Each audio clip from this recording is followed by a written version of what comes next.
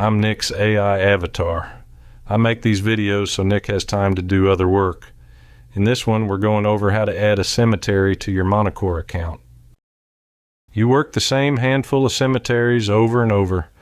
Put each one into MonuCore once, with the gate, the contact, and the pin on the map. And every job you ever set, there inherits it. Your crew stops rediscovering the same directions every time.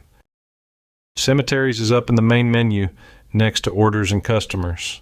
This is your own list, the places your crews actually go. Add cemetery starts a new one. Name it the way your crew says it out loud, not the way it reads on the county records. If everybody in the shop calls it Rosewood, call it Rosewood.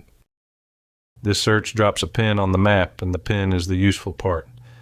It fills in the address for you, and more to the point, it is what turns into turn-by-turn directions on the field sheet the crew takes with them.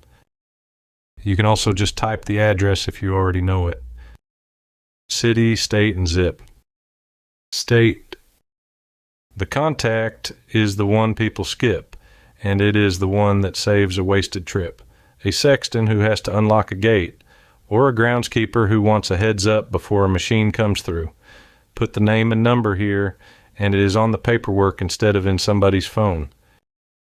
Their number goes with it.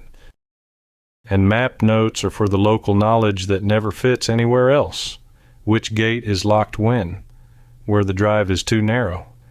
The things a crew learns the hard way once and should never have to learn twice. Save it and it joins your list. There it is. From now on, any order you set at Rosewood can point straight at this record.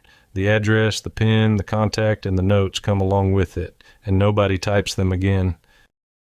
Do this once per cemetery, and it pays you back on every job for years. The list grows itself as you take work in new places.